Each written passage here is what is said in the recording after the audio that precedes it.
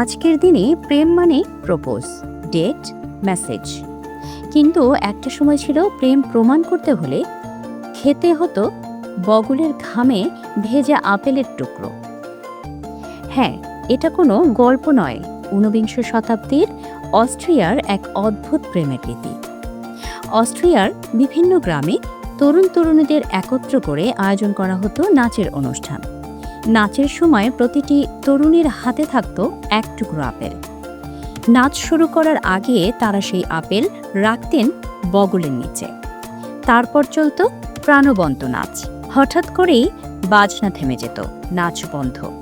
নিয়ম ছিল, তরুণীরা সেখান থেকে একজন তরুণকে বেছে নেবেন।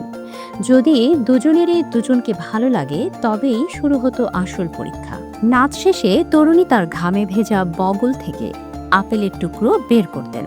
তারপর সেই আপেল তুলে দিতেন পছন্দের তরুণের হাতে।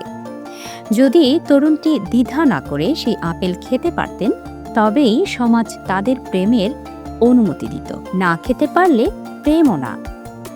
অনেক ঐতিহাসিকের মতে এটি ছিল ঘ্রাণ ও শারীরিক আকর্ষণ যাচাইয়ের এক প্রতীকী পদ্ধতি। সেই সময় বিশ্বাস করা হতো প্রাকৃতিক গন্ধের সঙ্গে মানিয়ে নিতে পারলে সম্পর্ক টেকসই হবে। ভাবুন তো, আজ যদি এমন নিয়ম থাকতো, কতজন প্রেমে পাশ করতেন? এই অদ্ভুত প্রথা কিন্তু বহুদিন অস্ট্রিয়ার গ্রামগুলোতে প্রচলিত ছিল।